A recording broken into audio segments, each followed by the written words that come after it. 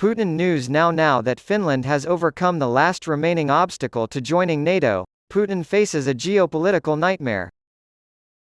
Turkey, the last NATO member to vote against Finland's membership, finally caved on Thursday. It was the final obstacle preventing NATO from adding a powerful new member on Russia's western border. Turkey's approval of Finland's bid to join NATO removed the last obstacle to its membership and created a nightmare scenario for Russian President Vladimir Putin, who claimed that he attacked Ukraine in order to push NATO back.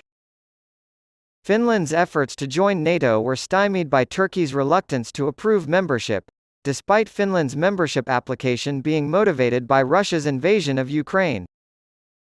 On Thursday, the Turkish parliament passed a bill welcoming Finland as the alliance's newest and final member. Finland has received the necessary support from existing NATO members in order to join, and at this point, only formalities, such as the signing of documents, stand between Finland and full membership, according to the Associated Press. As the leader of Russia, Vladimir Putin views NATO as the alliance most likely to threaten his country. He claimed he had to invade Ukraine to stop NATO from expanding and moving closer to Russia's borders. Finland had previously maintained a policy of neutrality, but this changed after the invasion. Public support for membership skyrocketed, and in May 2022, both Finland and its neighbor Sweden applied to join. Finland shares a land border with Russia that is more than 800 miles in length. Russia threatened Finland and Sweden last year for trying to join NATO, saying Russia would retaliate if they became members. This would more than double the length of the border between NATO countries and Russia, taking it from around 750 miles to around 1,600. Russia's ambassador to Sweden admitted earlier this month that the two countries will become a legitimate target upon joining, despite the countries' more measured statements over time. Finland and Sweden were accepted into NATO relatively quickly, but the process was slowed by months because Turkey refused to support either country. The Turkish president had previously blamed Finland and Sweden for aiding terrorist organizations in Turkey. Earlier this month, he stated his support for Finland's membership after the country took authentic and concrete steps to address his concerns. Although the gun rights debate has returned like Groundhog Day or a bad penny in the wake of the Nashville, Tennessee, school shooting on Monday, it has not been approved by Turkey.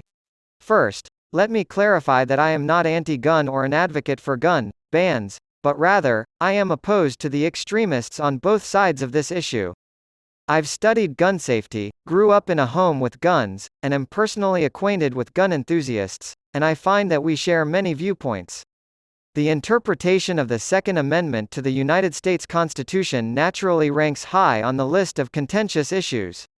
The Second Amendment to the United States Constitution guarantees the right of the people to keep and bear arms because it is necessary to the security of a free state.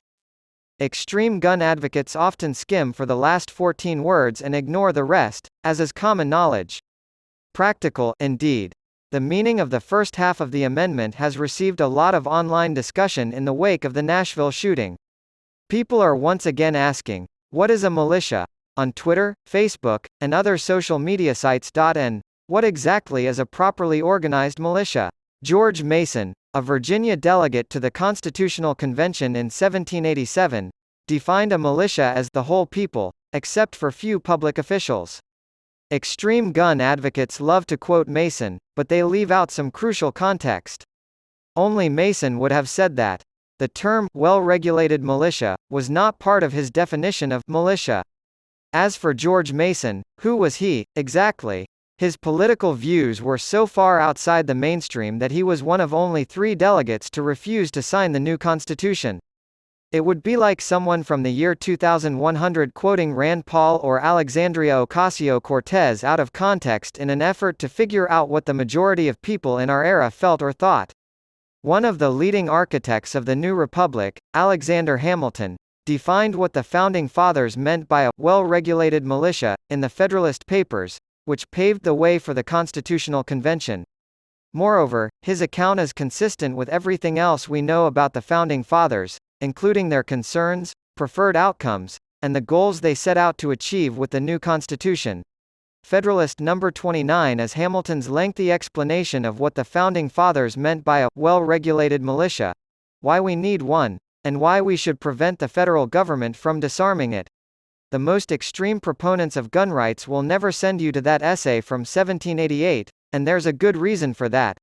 The term, well-regulated militia, was not meant to describe a group of soldier of Fortune magazine readers armed to the teeth with assault rifles and face paint. Hamilton essentially defined it as the modern-day National Guard. Although that was founded much later, he elaborated that the military should be constituted, ordered, and trained, well-regulated, on a state-by-state basis. The militia needed uniformity in organization and discipline, he wrote, so that it could function like a proper army, in camp and field, and gain the essential degree of proficiency in military functions. Despite being organized on a state level, the militia still needed to be under the ultimate control of the federal government.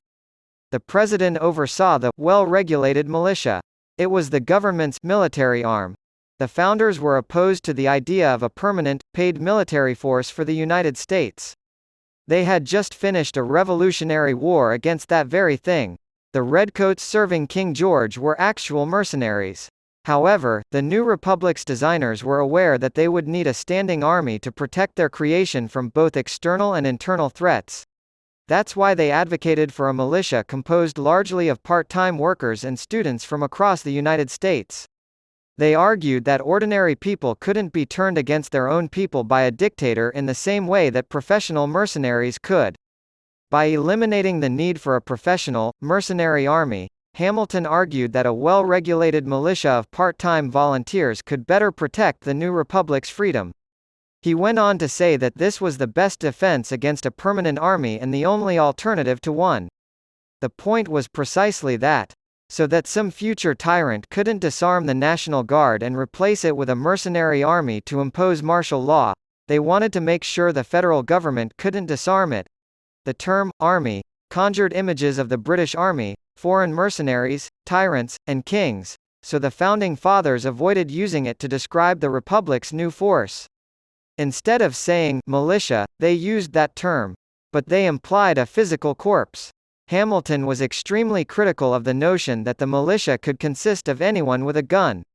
In his opinion, such inexperienced fighters have no chance in today's battlefield. He also argued that it would be absurd to force everyone to serve in the armed forces. What would happen would be a real grievance to the people, and a serious public inconvenience and loss, he wrote. Would form an annual deduction from the productive labor of the country, if workers had to take time away from their regular duties to participate in military training. The Second Amendment was designed to be used by the government. This has nothing to do with shooting, gun collecting, or showing off your pistol at the local watering hole. Sure, some people might find those important. However, it is up to us to enact reasonable laws regarding all of these issues, as the Founding Fathers did not. Government is at the heart of the Constitution. The military we have now is fully professional. These days, the military is far too complicated for volunteers. In the same vein as the constitutional provision that counted slaves as 3/5 of a person in the census, one could argue that this renders the Second Amendment void. But even if you still want to defend the Second Amendment, it should only apply to those who meet the criteria laid out by Hamilton. Namely, those who voluntarily join the select corps of their National Guard, undergo rigorous training to attain proficiency in military functions, and perform the operations of an army, serve as ordered under the ultimate command of the President, and are subject to military discipline. The good news is that applications to join the National Guard are being accepted at this time. Why some enterprising politician doesn't just say, "Sure, you can own military equipment like assault rifles," to the extremists is beyond me. But you must join the military. We don't care if you're 18 or 80.